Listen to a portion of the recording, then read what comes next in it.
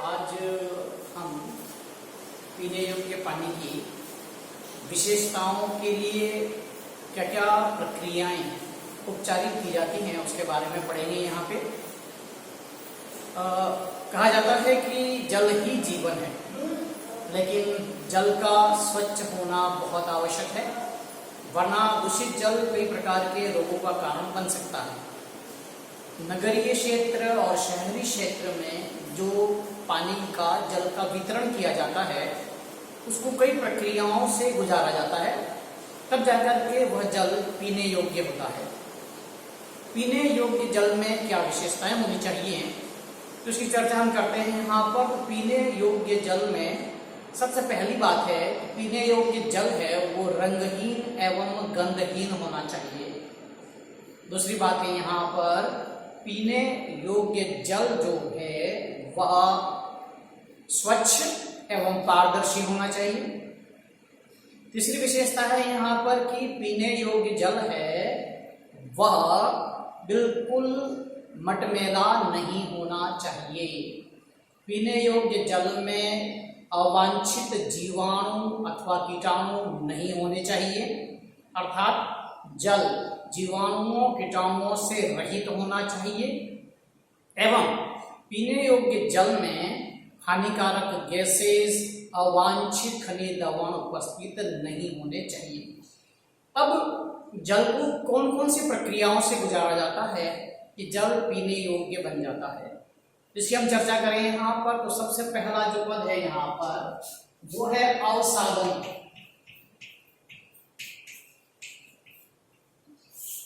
तो कहते हैं सेडिमेंटेशन।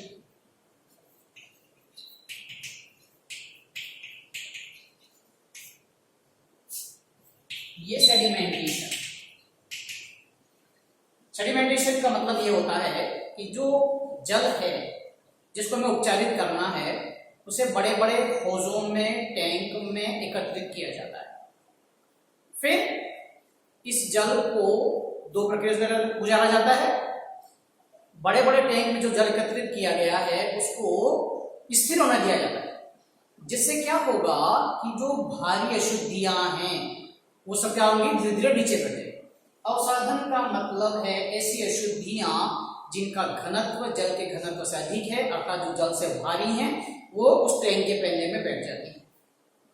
इसके बाद में जल को धीरे धीरे प्रवाहित किया जाता है, तो जो भारी अशुद्धियां हैं वो टैंक के अंदर रह जाती हैं और जल है वो प्रवाहित होकर के बाहर चला जाता है।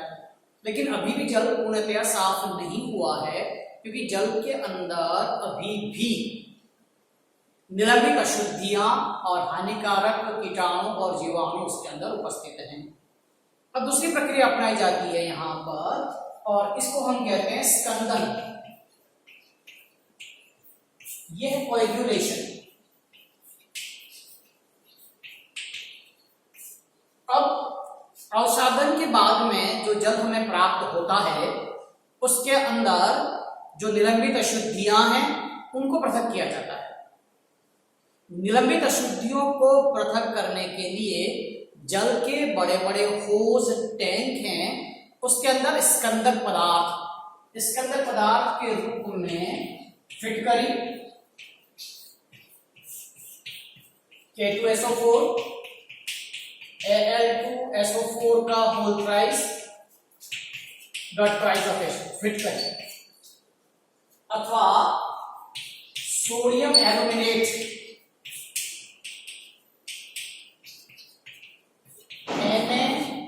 NaAlO2 सोडियम एल्यूमिनेट अथवा फेरस सल्फेट को मिलाया जाए।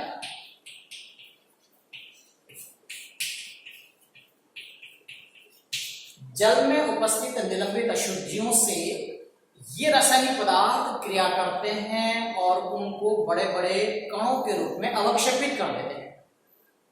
तो स्कंदन की प्रक्रिया में निलंबित अशुद्धियों की क्रिया रासायनिक पदार्थ से कराई जाती है, जिससे कि निलंबित अशुद्धियां हैं उनका अवक्षेपण हो जाता है। तो निलंबित अशुद्धियों का अवक्षेपण करना स्कंदन कहलाता है। इस प्रकार से ये जो अवक्षेपित अशुद्धियां हैं वो टैंक के पैने के अंदर धीरे धीरे बैठ जाती हैं। और इसके बाद में जो प्रक्रिया काम में लाई जाती है वो है फिल्ट्रेशन, छानना।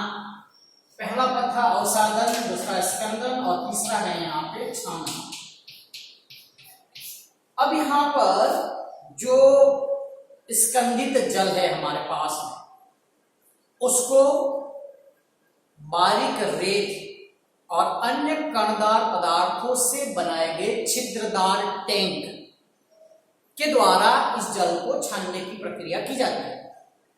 इस छानने के अंदर तीव्र रेत के बने हुए मंद गति फिल्टर, रेत के बने हुए तीव्र गति मंदक, यहाँ पे फिल्ट्रेशन, और उच्च दाब फिल्टर की प्रक्रिया से गुजरा जाता है। इस प्रकार से जो स्कंदित था वो सभी पदार्थ नीचे रह जाता है और जल हमें प्राप्त हो जाता है। ये प्रक्रिया थी यहाँ पर, ये कहलाता है फिल्ट्रेशन, यानी छानने की प्रक्रिया होती है। लेकिन अभी भी जल पूर्णतया शुद्ध नहीं है, पीने योग्य नहीं है, क्योंकि अभी हमने केवल जो निलंबित अशुद्धियां हैं, जो भारी अशुद्धियां हैं, इनका पृथक्करण किया गया है। लेकिन अभी भी जल में हानिकारक और जो कीटाणु और जीवाणु हैं उनको हटाना बाकी है। तो अवसादन, स्कंदन और छानने की प्रक्रिया के बाद में जो जल हमें प्राप्त हुआ है, जो उपचारित जल हमें प्राप्त हुआ है, उसमें उपस्थित अवांछित जीवाणु, कीटाणु को हटाने की प्रक्रिया को हम कहते हैं स्टरलाइजेशन, विसंक्रमित करना, विसंक्रमण। तो नेक्स्ट प्रक्रिया जो हमारे पास में होगी वो प्रक्रिया है विसंक्रमण।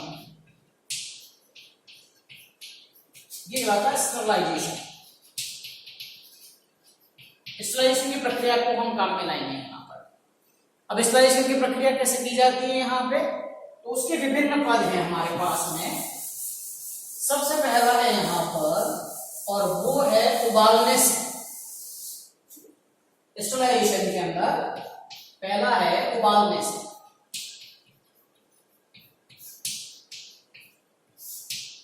जो जल हमें प्राप्त हुआ है इसको उबालने से उसके अंदर जो हानिकारक कीटाणु, जीवाणु हैं, ये नष्ट हो जाते हैं। फिर जल को ठंडा होने दिया जाता है और सिंपल प्रक्रियाओं के द्वारा, साधारण प्रक्रियाओं के द्वारा छान लिया जाता है। लेकिन यह विधि व्यावहारिक नहीं है। शहरी और नगरीय जल वितरण के लिए इस प्रक्रिया को अपनाना व्यावहारिक नहीं है। ये छोटे स्तर पर इस प्रक्रिया के द्वारा जल को विसंक्रमित किया जा सकता है। तो फिर दूसरा मेथड है हमारे पास में, और वो है विरंजक चूर्ण, जिसको कहते हैं ब्लीचिंग पाउडर।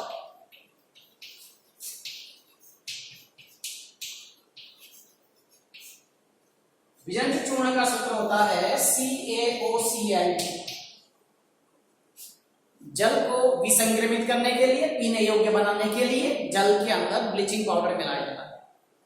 ब्लीचिंग पाउडर और जल की क्रिया से कैल्शियम हाइड्रोक्साइड और क्लोरीन गैस बनती है। यह क्लोरीन गैस रोगाणु नाशक है, जल में उपस्थित हानिकारक कीटाणु और जीवाणुओं का नाश करती है।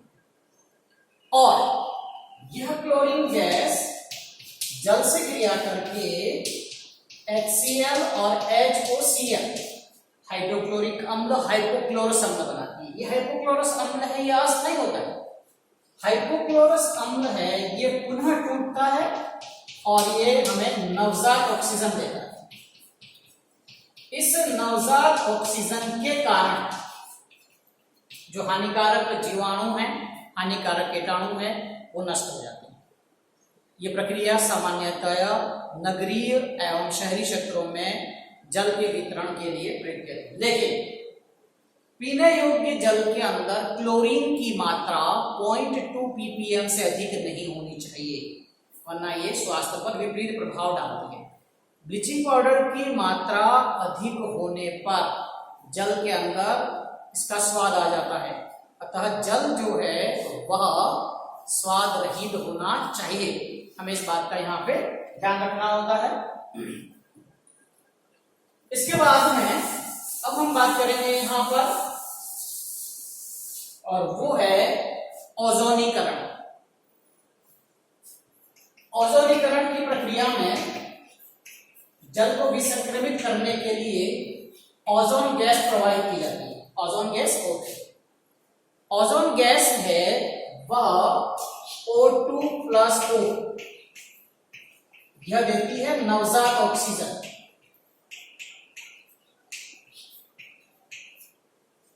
तो ओजोन है वह शक्तिशाली ऑक्सीकारक पदार्थ है। तो जब जल के अंदर ओजोन गैस को प्रवाहित किया जाता है तो ये क्या करती है, यहां पर ओजोनीकरण की प्रक्रिया के द्वारा नवजात ऑक्सीजन को उत्पादन होता है। नवजात ऑक्सीजन है वो हानिकारक कीटाणुओं और जीवाणुओं को नष्ट कर देती है। एक प्रक्रिया और है हमारे पास में, और ये है यहाँ पे पराबैंगनी प्रकाश, अल्ट्रावायलेट लाइट, यूवी। पराबैंगनी प्रकाश के द्वारा भी जल को विसंक्रमित किया जाता है और विधि काम में ली जाती है। इसके अंदर क्या होता है कि क्वार्ट्ज के बने हुए फिल्टर में मरकरी लैंप को रखकर विद्युत धारा प्रवाहित की जाती है, जिससे पराबैंगनी किरणों का उत्पादन होता है। ये पराबैंगनी किरणें जल में उपस्थित अवांछित कीटाणुओं और जीवाणुओं को नष्ट कर देती है। ये विधि उपयुक्त इसलिए है कि इस विधि में किसी प्रकार के रसायन को नहीं मिलाया जा रहा है, इसलिए जल के स्वाद में किसी प्रकार का परिवर्तन नहीं होता है। लेकिन यह विधि बहुत ही खर्चीली और महंगी होती है। तो इस प्रकार से पीने योग्य जल को हम किस तरह से काम में लाते हैं, यहाँ पे इस संपूर्ण प्रक्रियाओं को हमने आज पढ़ा है यहाँ पर। तो ये कहलाता है यहाँ पर अवसादन, स्कंदन, छानना और जल को विसंक्रमित करना।